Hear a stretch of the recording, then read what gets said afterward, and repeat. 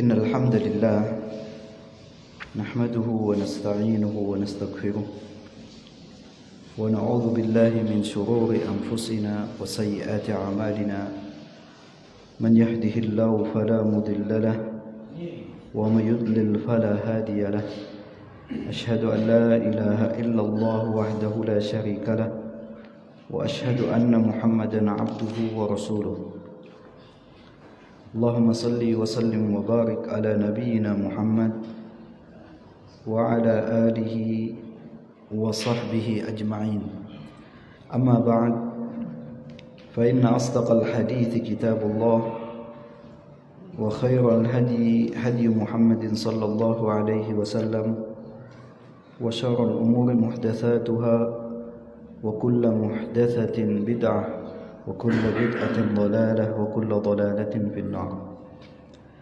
Ikhwani wa akhwati azani Allah wa iyyakum. Alhamdulillah, pada kesempatan yang berbahagia ini kita bisa dipertemukan oleh Allah Subhanahu wa taala di tempat yang mulia ini, yang mudah-mudahan Allah Subhanahu wa taala melimpahkan taufik dan hidayahnya kepada kita semua sehingga kita diteguhkan di atas sunnah Nabi sallallahu alaihi wasallam dan kita diberikan ilmu yang bermanfaat yang bisa membimbing kita di jalan Allah Subhanahu wa taala sehingga kita dimudahkan untuk jalan menuju surganya.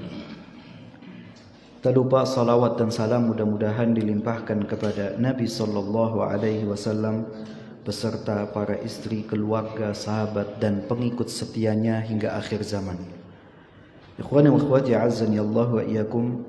Insyaallah pada malam hari ini akan disampaikan tentang hal-hal yang berkaitan dengan masajidul buyut. Masajidul buyut yaitu masjid rumah. Makanya judul dari kajian pada malam hari ini apa? Ada masjid di rumahku. Ini menjadi sebuah pertanyaan. Kok bisa ada masjid di rumah? Bisa timbul beberapa dugaan. Kenapa? Karena akan ada hal-hal yang difahami tentang masjid di rumah. Namun sebelum itu semua, karena ini memang adalah sebetulnya materi yang sangat panjang, akan tetapi kita ambil inti-inti dari itu semua. Ikhwani wa akhwati azzani Allah wa iyyakum. Pertama, rumah. Tahu kan rumah? Apa itu rumah? Tahukah apa itu rumah? Tempat ngaum. Nyen hujan, beli kepanasan. Rumah adalah nikmat yang besar dari Allah Subhanahu wa taala. Pemberian yang Allah Subhanahu wa taala berikan kepada manusia dengan berbagai macam bentuknya. Kalau dulu, orang-orang dulu bahkan gunung-gunung dipahat sehingga menjadi apa? Menjadi tempat tinggal mereka. Kita melihat ada bangunan-bangunan yang begitu megah yang dibuat dari gunung-gunung. Gunung dikerwaki. Apa dikerwaki? Kemudian menjadi rumah-rumah. Karena untuk apa? Untuk bisa tinggal. Dan sekarang rumah menjadi kebutuhan hidup bagi setiap insan. Makanya dalam istilah pendidikan termasuk apa? Termasuk kebutuhan primer, sandang, pangan, dan papan. Padahal orang pun kalau sudah mati itu akan ada di balik papan. Mati, anan ini balik papan. Betul-betul dibutuhkan oleh manusia dan ini adalah karunia dari Allah Subhanahu wa taala. Apapun bentuknya, baik milik sendiri walaupun kecil, kalau rumah sudah milik sendiri itu sudah membuat tenang. Walaupun besar tapi ngutang tetap baka wiswaya tanggale puyeng metan dase. Jadi tidak perlu besar, walaupun misalkan hanya sekedar ngontrak. Dan sebetulnya kita semua yang ada di dunia itu ngontrak. Kenapa? Setelah habis masa kontrak kita di dunia, kita pun akan meninggalkan rumah milik kita. Semewah apapun, sebagus apapun, semegah apapun rumah yang kita tinggali akan kita tinggalkan. Makanya jangan terlalu ngoyo untuk memiliki rumah. Yang penting ada, walaupun hanya dengan ngontrak. Alhamdulillah, ini merupakan karunia yang Allah Ta'ala berikan yang patut untuk kita syukuri. Sing penting ake syukuri. Ngontrak dari kontraktor, lama-lama nyelengi dan akhirnya beli rumah sendiri. Alhamdulillah, walaupun kecil. Istilahnya Pak, RSSS dawa ese. Rumah sangat sempit sekali sehingga sulit selonjor, sampai senggol-senggolan, saking sempitnya. Tapi walaupun seperti itu, tidakkah kita bisa mengambil pelajaran dari Rasulullah Sallallahu Alaihi Wasallam yang ketika sholat malam, apa yang dilakukan oleh Rasulullah Sallallahu Alaihi Wasallam? Apabila ingin sujud, itu harus apa? Geser kakinya siapa? Geser kaki istrinya dulu. Geser kaki Aisyah supaya bisa sujud. Apakah itu menunjukkan bahwasanya umur Rasulullah Sallallahu Alaihi Wasallam besar? Tidak. Walaupun rumah besar sampai kayak lapangan futsal, tapi kalau nggak pernah dipakai sholat, apa gunanya? Apa bukti kita bersyukur kepada Allah Subhanahu Wa Taala dari besarnya rumah? Tapi Rasulullah Sallallahu Alaihi Wasallam dengan rumah yang begitu sederhana, yang begitu bersahaja, beliau menyatakan apa? Baiti jannati, rumahku adalah surga. Ini merupakan hal yang harus kita ingat selalu, bukan besar atau kecilnya rumah, akan tetapi apakah rumah kita ini bermanfaat untuk dunia dan akhirat kita. Karena orang yang diberikan karunia rumah, itu dia akan jiwanya menjadi tenang, hatinya menjadi tentram, karena dia bisa apa? Bisa singgah, bisa mencari ketenangan, bisa memanfaatkan rumahnya untuk beribadah kepada Allah Subhanahu wa taala. Allah Subhanahu wa taala berfirman di dalam surat An-Nahl ayat 80. Surat An-Nahl ayat 80, Allah Subhanahu wa taala menyatakan, wallahu ja'ala lakum min buyutikum sakana.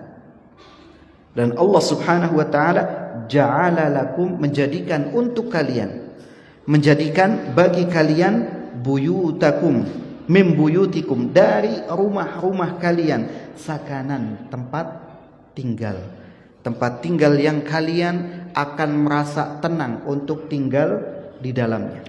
Dijadikan rumah sebagai apa? Sebagai tempat tinggal bagi seseorang untuk mendapatkan ketenangan di dalamnya.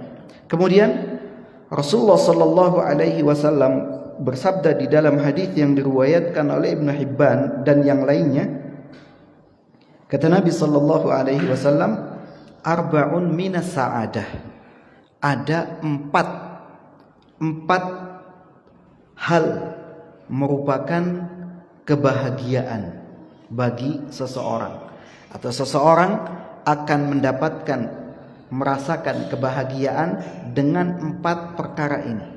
Apa keempat perkara tersebut? Yang pertama adalah al-mar'atus sholihah. Apa? Al-mar'atus sholihah. Artinya apa al-mar'atus sholihah? Istri yang solehah. Dan ini pun berlaku bagi seorang perempuan. Berarti seorang istri atau seorang wanita mendapatkan suami yang soleh. Asal jangan jadi suami solehah aja. Nah, kalau suami solehah nanti sholatnya di rumah. Jadi ketika seseorang diberikan karunia oleh Allah Subhanahu wa taala al-mar'atus sholihah, maka ini adalah sebaik-baik perhiasan dunia. Kata Nabi sallallahu alaihi wasallam, ad-dunya mata' wa khairu mata'id dunya al-mar'atus sholihah. Sesungguhnya dunia itu adalah perhiasan, dan sebaik-baik perhiasan dunia adalah istri yang salihah. Diawali rumah tangga dengan memilih pasangan yang saleh, istri yang salihah, suami yang saleh. Karena apabila pasangan suami yang saleh dan istri yang salihah, kedua-duanya akan saling bahu membahu, saling membantu untuk apa? Untuk beribadah kepada Allah Subhanahu wa taala. Dan yang namanya kesolehaan seseorang itu melebihi apa? Melebihi kegantengan dan kecantikan. Yang namanya ganteng, yang namanya cantik itu relatif. Bahkan orangnya cantik, orangnya ganteng, kalau akhlaknya buruk, kalau agamanya ruwet, jadi apa? Jadi jelek. Tapi walaupun maaf misalkan pas-pasan, tapi dia adalah orang yang soleh. Orang yang soleh dengan makna soleh yang sesungguhnya akan dilihat lebih apa? Lebih adem, lebih menenangkan. Ketemu penuh dengan senyum, asal jangan senyum-senyum sendirian. Jadi penuh dengan senyum ketika bertemu dengan orang lain, ketika bermuamalah dengan penuh akhlak yang tinggi, maka itu akan terlihat lebih menyenangkan. Seorang istri di hadapan suaminya menunjukkan akhlak yang mulia, itu akan mengalahkan kecantikan wanita dimanapun berada. Bahkan akan semakin terlihat lebih cantik oleh suaminya ketika dia menunjukkan apa? Menunjukkan akhlak yang terpuji. Ini yang tidak bisa dipungkiri. Yang lain lewat. Karena apa? Karena dia tahu yang dihadapannya adalah orang yang mengetahui kelebihan dan kekurangan kita. Namun dia bersabar dan menunjukkan apa? Menunjukkan ketaatan dan juga kesolehaannya. Ini pasangan apa? Perkara yang pertama. Itu baru satu, kuayang papat kena ya. Baru satu. Kemudian yang kedua perkara yang akan menjadikan seseorang mendapatkan kebahagiaan adalah al-maskanul wasi', tempat tinggal yang luas ataupun yang lapang. Tempat tinggal yang luas dan lapang ini bukan berarti rumah yang besar seperti lapangan bola. Tempat yang lapang di sini adalah rumah yang dia merasa nyaman, walaupun tadi kecil. Dia merasa nyaman untuk beribadah kepada Allah Subhanahu wa taala, nyaman untuk bersenda gurau dengan istri dan anak-anaknya, dan dia mendapatkan ketenangan. Itulah makna sesungguhnya dari al-maskanul wasi', tempat tinggal yang lapang ataupun yang luas. Kemudian yang ketiga, wal jarus salih, tetangga yang baik. Nah, ini satu hal yang sangat penting yang diperhatikan oleh seseorang ketika akan memilih tempat tinggal. Makanya ada istilah al-jaru qablad dar. Al-jar, pilihlah tetangga qablad dar, sebelum kita memilih rumah atau membangun rumah. Lihat tetangga kita. Karena betapa pusing dan ruwetnya kita kalau memiliki tetangga yang rewel, yang angelan, yang macam-macam, selalu bikin masalah. Tapi kalau tetangganya baik, maka kita akan bisa merasakan apa? Kenyamanan dan kebahagiaan. Makanya pertetanggaan ini adalah suatu hal yang sangat diperhatikan di dalam ajaran Nabi Sallallahu Alaihi Wasallam. Bagaimana Nabi Sallallahu Alaihi Wasallam memberikan perhatian terhadap apa? Terhadap tetangga. Banyak permasalahan tentang tetangga ini. Harus kita perhatikan. Paling tidak kita bisa mewarnai tetangga kita dengan kebaikan yang kita tunjukkan kepada mereka, supaya mereka bisa apa? Bisa melihat, bisa terwarnai dengan kebaikan yang ada di dalam ajaran-ajaran Islam. Kemudian yang keempat, wal markabul hani, kendaraan yang nyaman. Dan namanya kendaraan yang nyaman ini bukan berarti kendaraan yang mahal ataupun yang selalu terbaru. Yang penting kendaraan tidak suka rewel, tidak suka ngadat, kita sudah merasa cukup. Masih mending apa? Masih mending motor 1.000.000 kenangan daripada motor 1.000.000 sebulan. Itu yang penting apa? Yang penting kita merasa nyaman. Walaupun boncengan dengan istri, bergandengan ya, berarti itu lebih apa? Merasa nyaman. Kalau hujan gak kepanasan, kalau panas gak kehujanan. Tapi tidak apa? Tidak ngutang. Itu jauh lebih baik. Yang penting kita merasa nyaman. Walaupun misalkan sepeda, yang penting kita merasa nyaman dengan kendaraan yang kita miliki.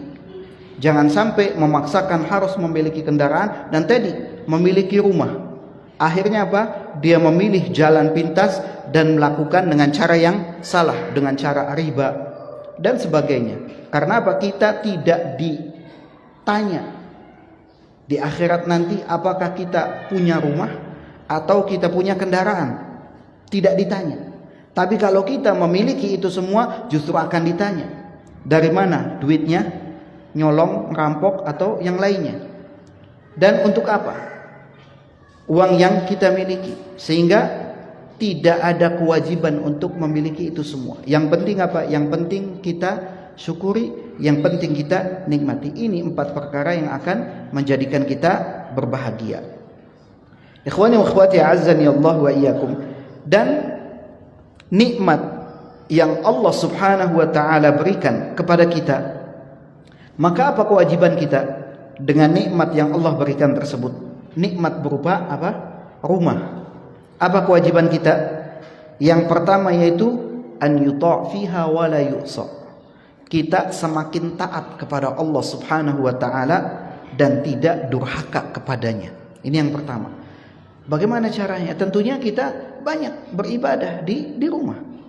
Banyak beribadah di rumah. Banyak ibadah-ibadah yang bisa dilakukan di rumah kita.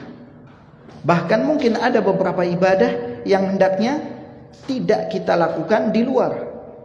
Termasuk misalkan di masjid, cukup kita kerjakan di rumah kita.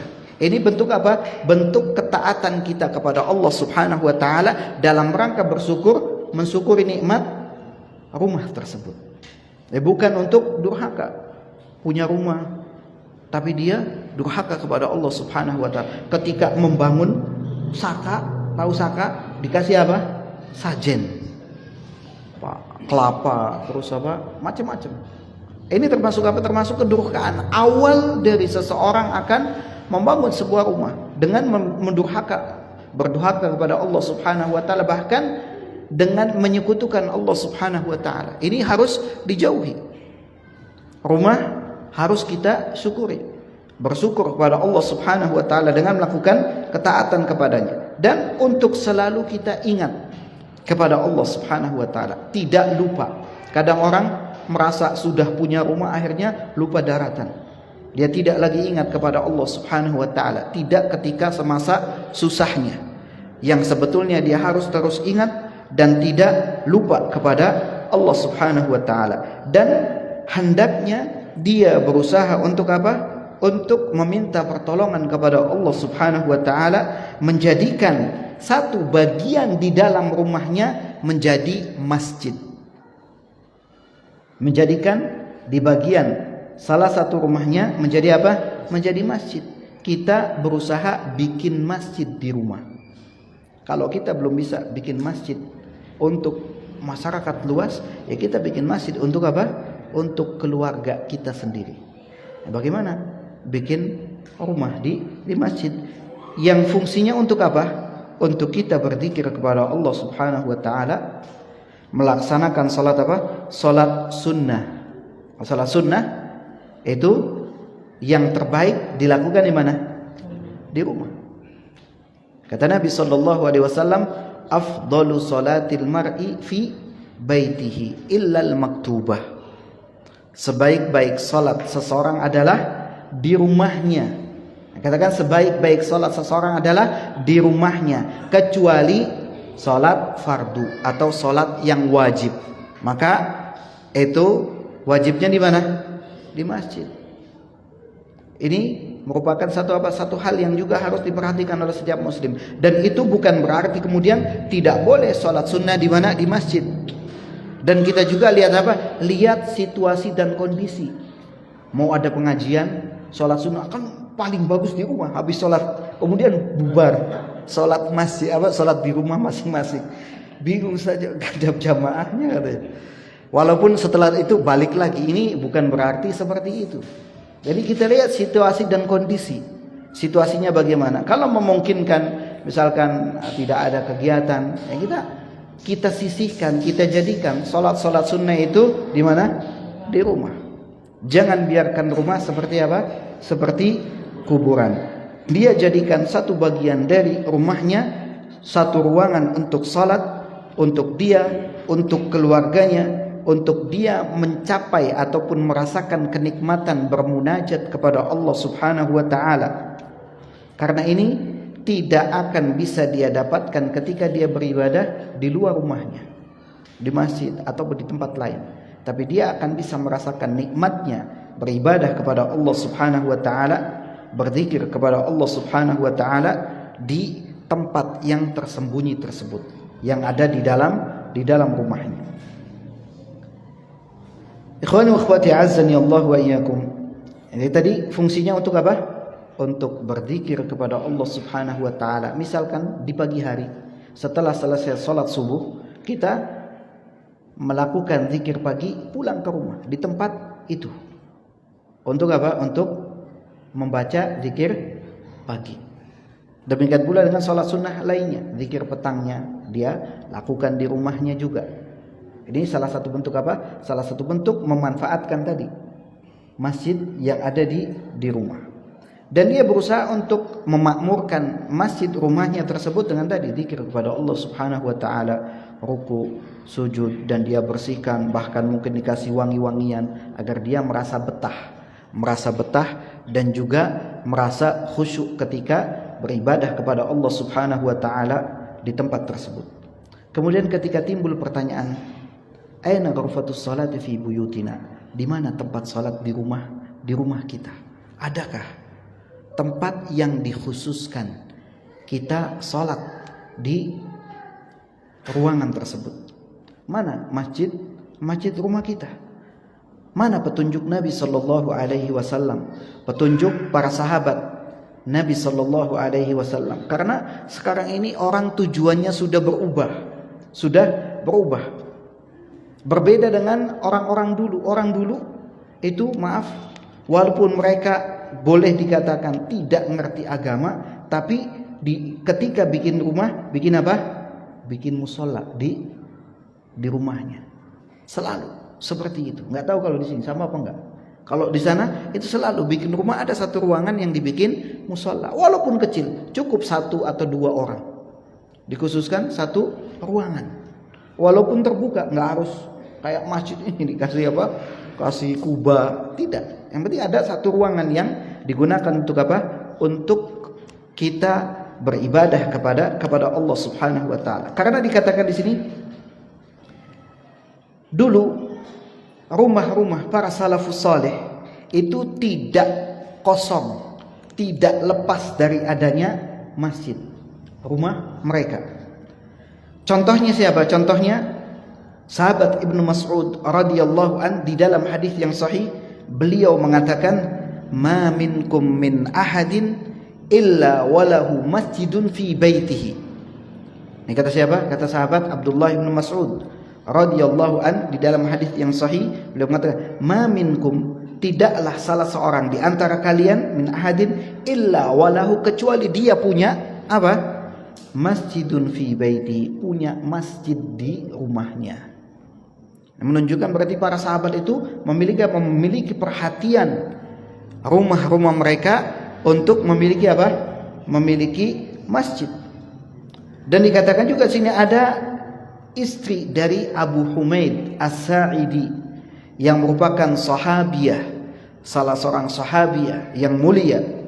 Dia pernah istrinya Abu Humaid ini As-Sa'idi radhiyallahu anha pernah mengatakan kepada Rasulullah sallallahu alaihi wasallam, "Ya Rasulullah, inni uhibbus salata ma'ak." Wahai Rasulullah, sesungguhnya aku senang untuk salat bersamamu. Siapa orang yang tidak senang untuk sholat bersama Rasulullah sallallahu alaihi wasallam? Yang jadi imam langsung Rasulullah sallallahu alaihi wasallam. Ya, aku senang sholat bersama. Namun kata beliau, Nabi sallallahu alaihi wasallam menimpali, qad alimtu annaki tuhibbina as-salata ma'i. Sungguh aku tahu bahwasanya kau senang untuk sholat bersamaku. Kata Rasulullah, saya tahu kamu senang untuk sholat bersamaku. Tapi Rasulullah sallallahu alaihi wasallam memberikan bimbingan kepada istri Abu Humaid, mengatakan wa salatuki fi baitiki khair. Apa? Salatmu di rumahmu jauh lebih baik. Padahal ada siapa? Ada Masjid Nabawi yang kita tahu pahalanya 1000 kali lipat dibandingkan masjid-masjid lain selain Masjidil Haram, dan yang menjadi imamnya adalah Rasulullah sallallahu alaihi wasallam. Tapi mengatakan kepada wanita, wa salatuki fi baitiki khair. Salatmu di rumahmu jauh lebih baik. Lalu apa yang dilakukan oleh istri Abu Humaid? Apakah ngamuk? Masa nggak boleh sholat di masjid, nggak boleh sholat bersama Rasulullah? Ini menunjukkan apa? Menunjukkan akan qabul, penerimaan para sahabat dan sahabiah. Begitu mendengar penjelasan Rasulullah sallallahu alaihi wasallam, kata orang apa? Mendengar pencerahan. Dapat pencerahan dari siapa? Dari Rasulullah sallallahu alaihi wasallam tentang baiknya salat wanita itu di rumahnya. Fa amarat man bana laha masjidan fi aqsa syai'in min baitiha. Maka langsung istri Abu Humaid memerintahkan orang untuk bikin apa? Bikin masjid di rumahnya, di tempat yang paling mojok, yang paling apa? Yang paling tersembunyi. Sudah jadi masjid di rumahnya. Apa yang lakukan? Apakah ditinggalkan kayak orang-orang sekarang? Nyari sumbangan ke sana kemari, jalanan ditutup gitu kan sampai macet panjang. Nyari apa? Nyari sumbangan. Masjidnya jadi ditinggalin begitu saja, kosong. Tidak. Setelah dibangun, setelah jadi masjid di rumahnya, fakanat tusalli fi. Istri Abu Humaid salat di masjid rumahnya. Sampai kapan? Hatta laqiyatillah jalla wa ala. Dia salat terus di tempat itu sampai menghadap Allah Azza wa Jalla, sampai wafatnya. Tidak lagi salat di mana? Di masjid bersama Nabi. Padahal kecintaannya untuk salat di masjid bersama Nabi itu begitu besar. Tapi setelah disampaikan Rasulullah sallallahu alaihi wasallam akan baiknya salat wanita itu di rumah, langsung apa? Langsung terima. Istilahnya apa? Sami'na wa ata'na. Enggak pakai nawar lagi, langsung bikin, langsung salat itu seterusnya sampai wafat. Sampai Allah Subhanahu wa taala mewafatkannya. Ini contoh dari generasi sahabat. Kemudian juga ada wa hadza huwa Abdullah ibn Rawahah radhiyallahu an. Abdullah ibn Rawahah itu katakan lahu masjidan, punya 2 masjid. Abdullah ibn Rawahah punya 2 masjid. Di mana saja? Masjidun fi baitihi, satu masjid di rumahnya, wa masjidun fi darihi, dan masjid di istilah kalau zaman sekarang di komplek rumahnya. Di satu satu wilayah komplek gitu, komplek perumahan atau perkampungan, satu di rumahnya, satu di kampungnya. Idza arada an yakhruja shalla fil masjid alladhi fi baitihi. Kalau dia mau safar itu beliau salat di masjid rumahnya.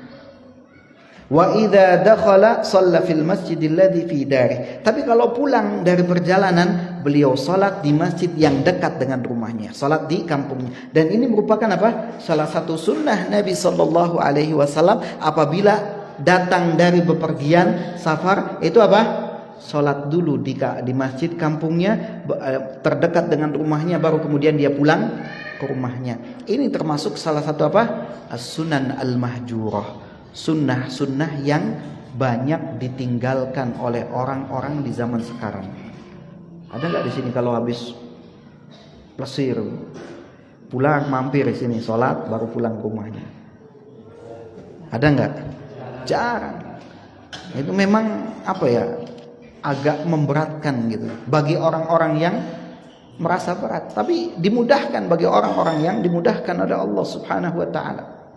Kata beliau, Abdullah bin Rawah punya 2 masjid di rumah. Kalau mau berangkat salatnya di mana? Di rumah. Tapi kalau sudah pulang salat di masjid kampungnya, baru kemudian dia pulang. Ini satu contoh juga. Kemudian ada juga Abu Mijlaz. Abu Mijlaz kana lahu masjidun fi dari. Dia punya masjid di kampungnya. Farubbama jama bi ahli wa ghilmani fa shalla bihim. Dikumpulkan keluarga yang kumpulkan anak-anaknya untuk salat bersama. Dan banyak dari para salafus saleh, sampai dikatakan ada Abu Tha'labah Al-Khushani. Abu Tha'labah Al-Khushani ini sampai diketahui apa? Faqad mata wa huwa sajidun fi masjidi baitihi. Beliau meninggalnya itu ketika dalam keadaan sujud di masjid rumahnya. Karena apa? Karena kebiasaannya kalau sudah selesai salat di masjid di kampungnya, salat di masjid, maka beliau beribadah di rumahnya. Salat sunnah di masjid rumahnya. Sehingga kebiasaan itu Allah Subhanahu wa taala jadikan sebagai apa? Sebagai akhir hayatnya. Karena apa? Orang akan diwafatkan tergantung dengan apa? Dengan kebiasaannya. Kalau kita tinggal pilih mau diwafatkan dalam keadaan apa? Apakah lagi nyekek botol, atau lagi mirip kartu, atau lagi hal-hal yang sia-sia. Tentunya kita semua ingin meninggal dalam keadaan husnul khatimah. Tinggal kita pilih mana amalan-amalan yang akan Allah jadikan sebagai apa? Sebagai akhir hayat kita. Ini Abu Tha'labah Al-Khushani meninggalnya ketika sujud di masjid rumahnya. Dan banyak orang-orang yang sampai katakan yang selalu biasa di hari Jumat di akhir waktu, sebelum dari setelah asar sampai maghrib dihabiskan waktunya di masjid rumahnya. Terus setiap hari Jumat seperti itu.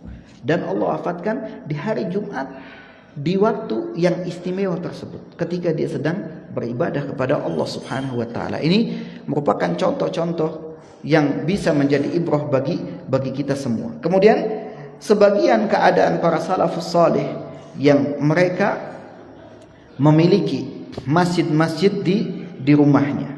Dan banyak sekali kalau kita cari, kita pelajari dari kitab-kitab para salafus saleh, baik dalam kitab-kitab fikih ataupun kitab-kitab sunan, yaitu kitab-kitab hadis yang memuat hadis-hadis Nabi sallallahu alaihi wasallam yang menjelaskan tentang hukum-hukum masjid yang ada di rumah. Kira-kira sudah ada bayangan belum masjid rumah ini? Ya, pokoknya seperti tadi, walaupun tempatnya kecil. Nah, sekarang apa dalilnya? Apa dalil kalau kita diperintahkan atau dianjurkan untuk memiliki masjid di rumah? Di antaranya yang harus kita ketahui tersendiri tadi, gambaran masjid rumah itu seperti apa. Dijelaskan Masjidul Bait, masjid yang ada di rumah itu adalah huwal makan alladzi a'addahu sahibul bait wa hayya'ahu li salatis sunan wan nawafil wa qiraatil Qur'an wa dzikrillah wa ghairi dzalika min wujuhit ta'ati wa anwa'il qurabat. Yaitu tempat yang disiapkan oleh sahibul bait, disiapkan oleh pemilik rumah tersebut, dan dia dia siapkan tempat tersebut untuk apa? Lisolatis sunan wan nawafil, untuk melakukan salat sunnah baik qobliyah ataupun ba'diyah. Salat sunnah, nawafil. Kalau sebutkan nawafil berarti kadang qobliyah, kadang ba'diyah.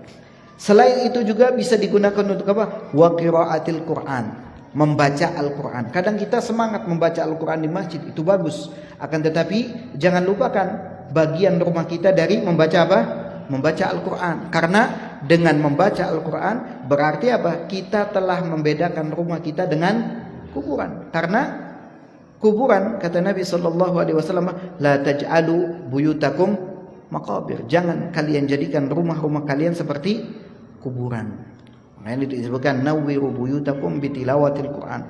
Terangi rumah-rumah kalian dengan membaca Al-Quran. Iya, baca Al-Quran di masjid bagus, tapi jangan lupakan untuk baca Al-Quran di rumah, supaya rumah kita menjadi terang dan juga setannya bubar. Kalau rumah panas terus, suami istri selalu tuding-tudingan, bisa jadi karena banyak setan yang nggak pernah baca Quran di rumah, nggak pernah dibacakan ayat-ayat Allah Subhanahu wa taala, sehingga rumahnya jadi panas. Selain itu wa dzikrillah, dan juga berzikir kepada Allah Subhanahu wa taala seperti tadi, untuk zikir pagi, zikir petang, ataupun zikir yang lainnya. Zikir yang diajarkan oleh Rasulullah sallallahu alaihi wasallam. Asal jangan ngarang. Zikir ngarang akhirnya hahu kayak orang kesurupan. Nah, kita ikuti sesuai dengan yang diajarkan oleh Rasulullah sallallahu alaihi wasallam. Dan selain itu apa saja untuk melakukan ketaatan kepada Allah Subhanahu wa taala, atau hal-hal yang bisa mendekatkan diri kita kepada Allah tabaraka wa taala. Ikhwani wa akhwati azzani Allah wa iyyakum. Adapun dalil-dalil disyariatkannya tentang masjid di rumah ini sangat banyak sekali, disebutkan oleh para ulama di dalam kitab-kitab mereka, baik kitab fikih ataupun kitab hadis, yang diantaranya adalah yang disebutkan oleh Amirul Mukminin fil hadis. Nah, kalau disebutkan Amirul Mukminin fil hadis itu siapa? Amirul Mukminin fil hadis siapa? Imam Bukhari. Kalau ada istilah Amirul Mukminin, Amirul Mukminin itu artinya apa? Pemimpin kaum muslimin. Kalau dulu khalifah itu sebutannya Amirul Mukminin. Khalifah misalkan Umar bin Khattab, berarti Amirul Mukminin Umar bin Khattab, dan seterusnya. Kalau sebutkan Amirul Mukminin fil hadis, maka yang dimaksud adalah Imam Bukhari rahimahullahu taala. Di dalam kitab sahihnya beliau mengatakan, membuat satu bab di dalam kitab sahihnya itu, babul masajid fil buyut.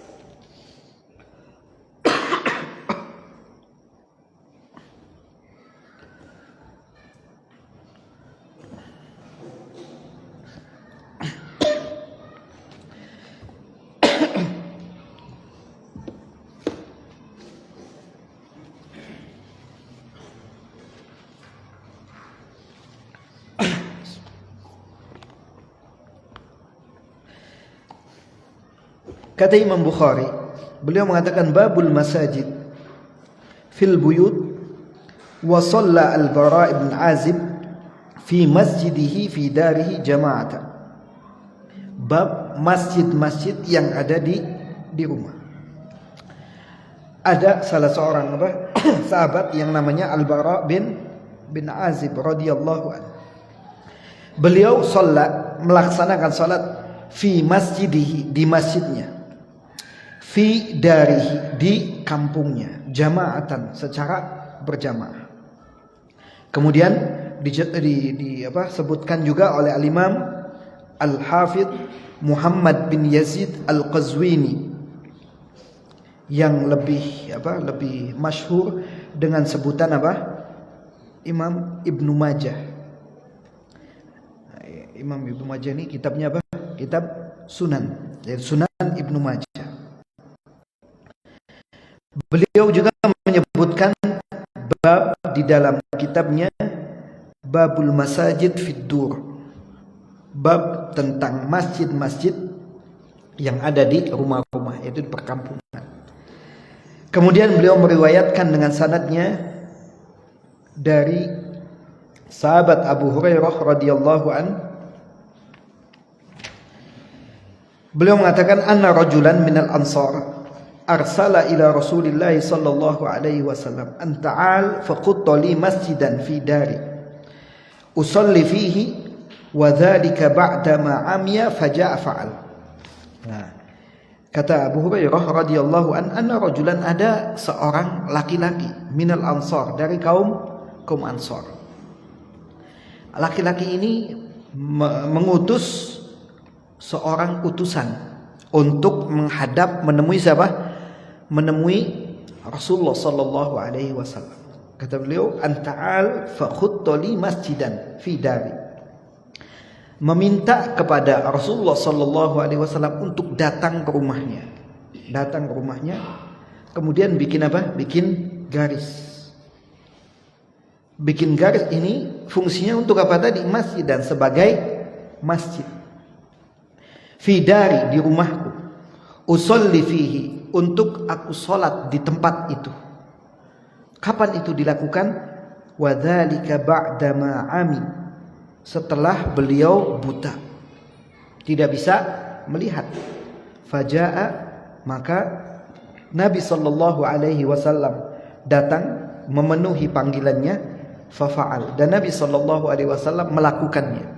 Bikin apa? Bikin garis untuk dia salat di tempat itu. Seorang laki-laki dari kaum Ansar. Dan dikatakan bahwasanya laki-laki tadi, sahabat tadi bernama Utban bin Malik. Utban bin Malik radhiyallahu anhu. Ini satu keterangan. Kemudian yang Al-Imam Ibnu Majah juga meriwayatkan dari Mahmud Ibnu Rabi' Al-Ansari, beliau mengatakan qad akila majjatan majjaha Rasulullah sallallahu alaihi wasallam fi dalwin fi bi'rin lahum. Jadi kata Rabi' Al-Ansari, saya mengetahui Rasulullah sallallahu alaihi wasallam menyemburkan air dari apa? Air yang diambil dari timba ember yang digunakan untuk apa? Untuk menimba air. Itu diambil kemudian disemburkan ke muka orang tadi. Dari Utban bin Malik As-Salimi, wa kana imama qaumihi Bani Salim. Dan itu dia termasuk pemimpin kaumnya, kepala suku dari Bani Salim. Wa kana syahida Badran ma Rasulillah sallallahu alaihi wasallam, dan pernah ikut perang Badar bersama Rasulullah sallallahu alaihi wasallam. Kalau yang dilakukan oleh Rasulullah sallallahu alaihi wasallam jangan langsung ditiru, dilihat. Ini satu kekhususan bagi Rasul atau tidak? Tadi nyembur air ke mukanya orang, bisa-bisa dikaplok. Kalau kita niru-niru, kalau niru cukup Rasulullah rajin sholat malam, kita niru. Nah ini orang main sembur, disangka apa? Disangka mbah dukun. Dan mungkin mereka ngakunya seperti itu. Ini juga dilakukan Rasulullah, tapi lihat, ngaca kita ini siapa. Ini adalah satu kekhususan, seperti halnya ketika Rasulullah sallallahu alaihi wasallam meludahi siapa?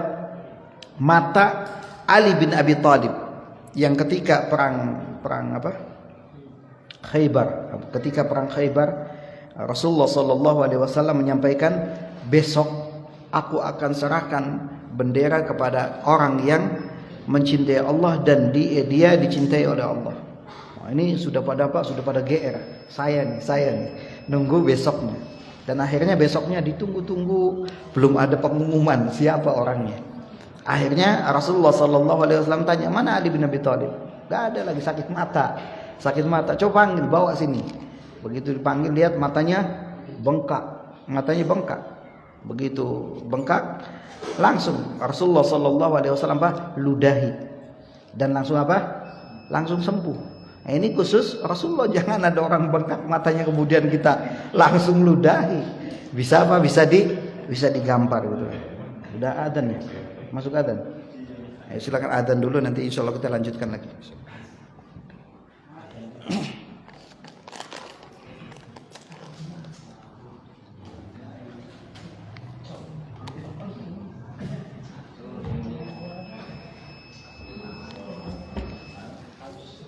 Allahu Akbar, Allahu Akbar,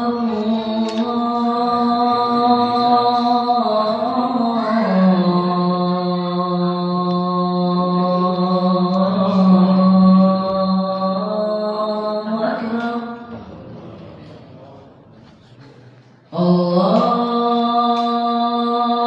Akbar,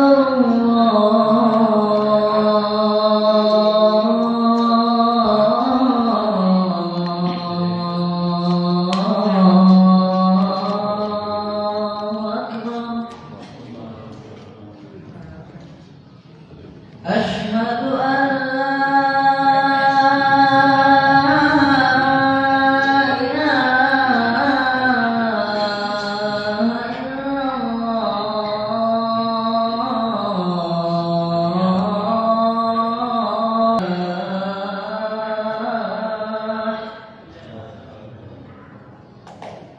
Hayya 'alal falah.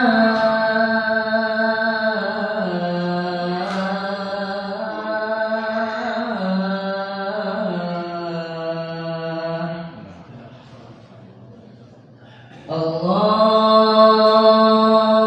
Akbar.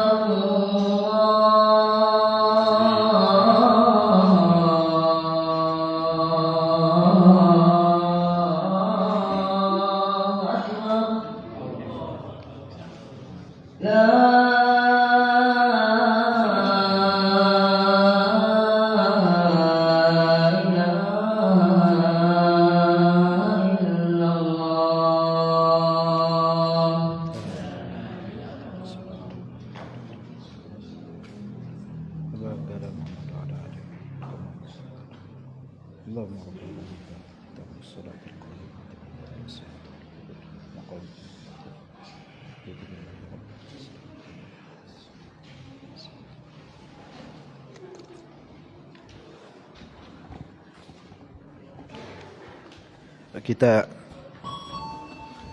Kita lanjutkan lagi.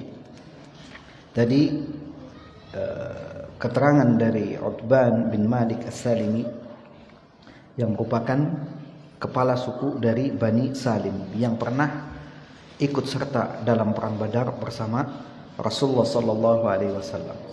Beliau mengatakan, "Ji'tu Rasulullah sallallahu alaihi wasallam." Aku datang menemui Rasulullah sallallahu alaihi wasallam. Faqultu, aku menyampaikan, "Ya Rasulullah, wa ya Rasulullah, inni qad ankartu min basari." Ini qad ankartu min basari, yaitu dia mengeluhkan dari apa? Dari matanya, pandangan matanya sudah mulai istilahnya beli awas ya, matanya sudah buta. Wa inna sayla ya'ti fayahulu bainahu wa baina masjidi qaumi. Dan banjir ataupun air menggenang yang bahkan bisa menjadi deras itu menghalangi antara dia dengan masjid kaumnya. Wa yashukku alayya jityazah, dan ini sangat memberatkan aku untuk bisa melewati banjir tersebut. Fa in ra'aita an ta'tiyani fatusalli fi baiti makanan attakhiduhu musallan faf'al. Bagaimana pendapatmu kalau engkau datang ke rumahku kemudian salat di satu tempat dari rumahku yang kemudian aku jadikan tempat itu sebagai tempat salat, maka lakukanlah. Qala, kemudian Nabi sallallahu alaihi wasallam yang mendengar permohonan dari salah seorang sahabatnya tersebut mengatakan apa? Af'al, akan saya lakukan. Maksudnya Rasulullah sallallahu alaihi wasallam memenuhi apa? Memenuhi permintaannya. Faghada Rasulullah sallallahu alaihi wasallam wa Abu Bakrin ba'da mashtaddatin nahar. Maka Rasulullah sallallahu alaihi wasallam berangkat bersama Abu Bakar Siddiq radhiyallahu an di siang hari. Jadi ketika panas sudah mulai terik, siang hari. Wasta'dzan, kemudian setelah sampai rumahnya minta izin, fa'adzintu lahu, aku izinkan beliau untuk masuk, walam yajlis, sebelum duduk, hatta qal, sebelum duduk Nabi sallallahu alaihi wasallam mengatakan, aina tuhibbu an usalli laka min baitik, di mana tempat yang kau sukai untuk aku salat di tempat di rumahmu. Fa asyartu lahu ilal makan alladhi uhibbu an usalli fihi, aku tunjukkan di tempat yang aku senang untuk salat di tempat itu. Faqama Rasulullah sallallahu alaihi wasallam, maka langsung Rasulullah berdiri di tempat itu. Wasafafna khalfahu, kemudian dia dan Abu Bakar membikin apa? Membikin saf di belakang Rasulullah sallallahu alaihi wasallam. Fa shalla bina, maka Rasulullah sallallahu alaihi wasallam mengimami kami rakaataini, salat 2 rakaat. Rasulullah begitu salat langsung otomatis Abu Bakar dan tadi Utsman bin Malik ini langsung bikin saf salat 2 rakaat. Kemudian ini hadis yang sahih yang diriwayatkan oleh Ibnu Majah. Kemudian dalam riwayat yang lain itu hampir sama, ada beberapa riwayat yang menunjukkan permintaan orang yang matanya buta, matanya sudah tidak awas, untuk apa? Untuk meminta kepada Rasulullah sallallahu alaihi wasallam agar datang ke rumahnya dan salat di salah satu tempat di rumahnya, untuk bisa dijadikan sebagai apa? Sebagai masjid yang pemilik rumahnya salat di tempat tersebut. Dan banyak sekali hadis-hadis yang serupa. Bahkan Rasulullah sallallahu alaihi wasallam menyatakan dari Aisyah radhiyallahu anha, amara Rasulullah sallallahu alaihi wasallam bibina'il masajid fid dur. Rasulullah sallallahu alaihi wasallam memerintahkan untuk membangun masjid fid dur. Dan ad-dur, para ulama berbeda pendapat. Sebagian mengatakan yang dimaksud adalah di rumahnya, dan sebagian yang lain mengatakan maksudnya adalah di kampungnya. Maksud di kampung tadi seperti di komplek perumahan atau di rumah, itu hendaknya ada apa? Ada masjid. Ini yang para ulama berbeda dalam memahami perintah tadi. Tapi Rasulullah sallallahu alaihi wasallam tetap memerintahkan wa antunadhaf wa tutayyab. Masjid itu dibersihkan dan diberi wangi-wangian.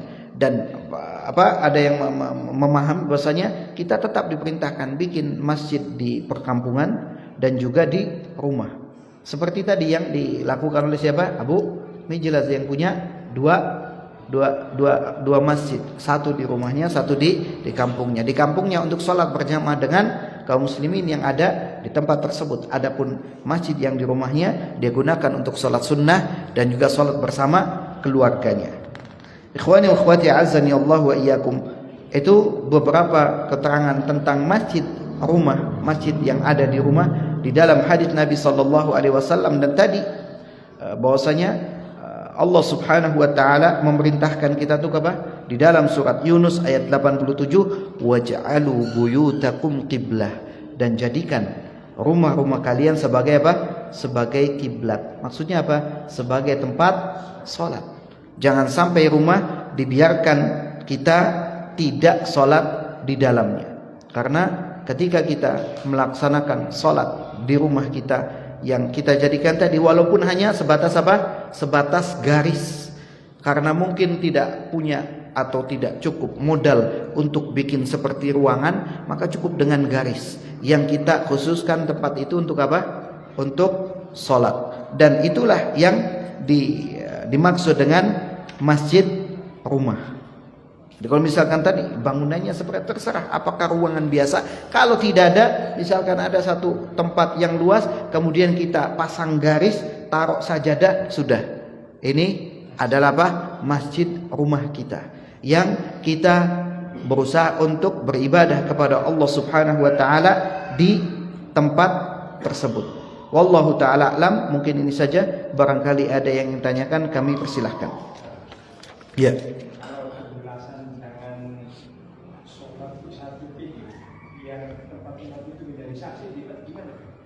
Di mana apa ini?